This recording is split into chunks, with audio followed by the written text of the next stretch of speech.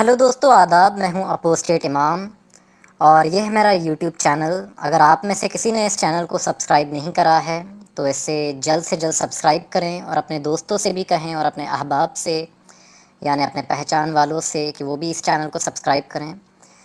اور یہ ہماری پہلی ویڈیو ہے اور ہم اپنی تمام ویڈیوز میں کوشش کریں گے کہ ہم اسلام جیسے مذہب سے پردہ ہٹائیں کہ اس کی کیا حقیقت ہے اور کیسے مذہب دنیا کو دھوکہ دے رہا ہے، اور جتنے بھی الگ الگ اس میں فرقے ہیں، الگ الگ تھاٹس آف سکولز ہیں، ہم ان کو ایکسپوز کریں کہ وہ کیسے یہ ریلیجن دکھنے میں کتنا معصوم نظر آتا ہے اور حقیقت میں کتنا خطرناک ہے.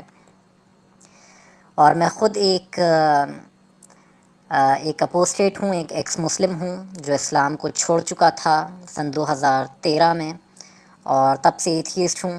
اور بہت ٹائم سے میں اپنا یوٹیوب چینل بنانا چاہتا تھا بٹ میں بنا نہیں پا رہا تھا کیونکہ میں ایسی جگہ پہ پھنسا ہوا تھا جہاں پہ اگر ویڈیو بناتا تو ایک مصیبت ہو جاتی. بٹ اب میں تھوڑا ایک سیف لوکیشن پہ موو کر چکا ہوں، تو اب میں اپنی ویڈیوز بنا سکتا ہوں جہاں میرے پاس فریڈم ہے کہ میں اپنی بات کو دنیا کے سامنے رکھ سکوں اور ایکسپریس کر سکوں. تو آج ہم بات کریں گے آدم اور حوا کی کہانی پر، جو ایک بہت بڑا فراڈ ہے.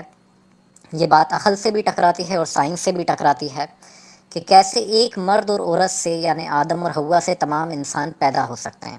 کیونکہ دنیا میں الگ الگ ریسز ہیں، کوئی کالا ہے، کوئی گورا ہے، کوئی چپٹا ہے، سب الگ الگ ریسز سے بلانگ کرتے ہیں. وہ صرف ایک مرد اور عورت سے پیدا نہیں ہو سکتے ہیں. اور ہمارے پاس ایولیوشن کے بہت سارے ثبوت ہیں کہ انسان کیسے ایک ہی سنگل سیل آف لائف سے جو دھیرے دھیرے ایوالو کرتا گیا اس سے پیدا ہوا ہے.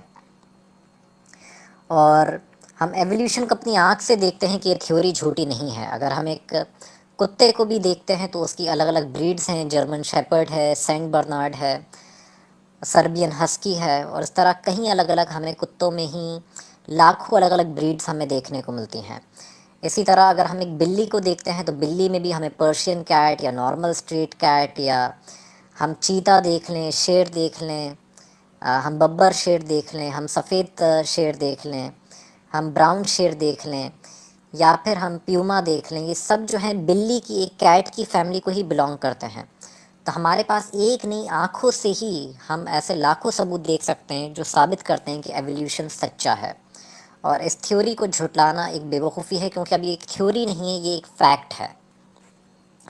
آدم اور حوا کی کہانی پہ واپس آئیں تو یہ ایولیوشن سے ٹکراتی ہے، یعنی فیکٹ سے ٹکرا جاتی ہے.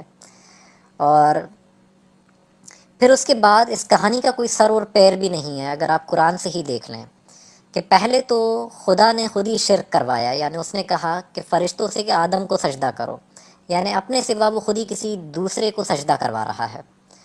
پھر اس کے بعد اس نے یہ حکم فرشتوں کو دیا ہے، مگر ابلیس جو جنات ہے وہ کافر ہو جاتا ہے. اسے یہ حکم دیا ہی نہیں گیا، پھر بھی وہ کافر ہو جاتا ہے آدم کو سجدہ نہ کر کے.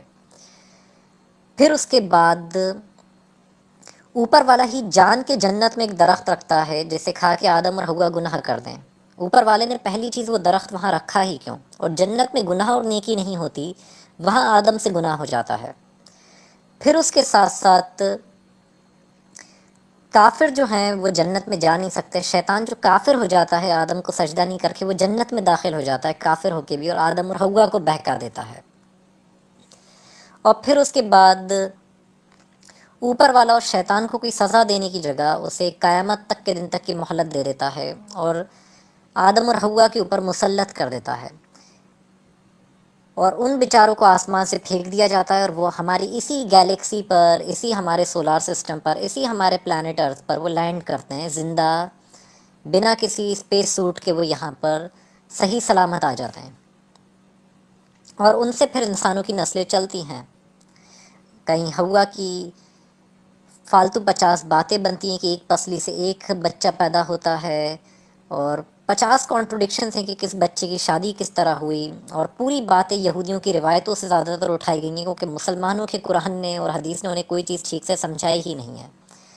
کہیں آدم کی پسلی کی ہڈیوں میں سے حدیث میں آتا ہے کہ حوا بنائی گئیں، اسی لیے ایک حدیث بھی ہے کہ عورت جو ہے مرد کی پسلی کی ہڈی سے بنی ہے، اور پروفٹ محمد فرما رہے ہیں کہ اسے سیدھا مت کرو نہیں تو وہ ٹوٹ جائے گی.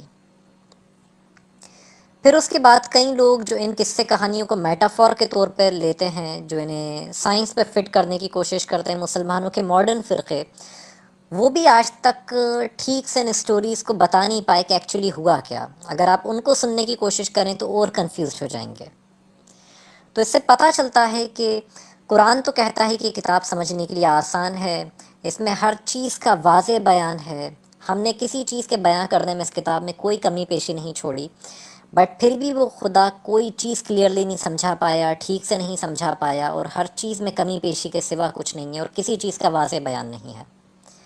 میرے اس چینل کو پلیز سبسکرائب کریں، اور میں ایک نیا یوٹیوبر ہوں، مجھے سپورٹ کریں تاکہ میں اور ایسے کانٹینٹ بنا پاؤں. جیسے جیسے میرا چینل گرو کرے گا میں دھیرے دھیرے میرے پاس ابھی اچھی ایڈیٹنگ کے لیے اچھا لیپ ٹاپ نہیں ہے، بعد میں انہی ویڈیوز کو ہوا تو پھر سے اچھے سے ایڈٹ کر کے کہ میں آپ لوگوں کو ایک ایک چیز دکھا پاؤں، ہر چیز کا ریفرنس کوٹ کر پاؤں، اور اپنی کوالٹی کو انہینس کر پاؤں، اپنی ویڈیوز کی کوالٹیز، جو میری ویڈیو کی کوالٹی ہے اس کو میں انہینس کر پاؤں. تو پلیز مجھے سپورٹ کریں، اور پلیز یہ چینل دوسروں سے شیئر کریں.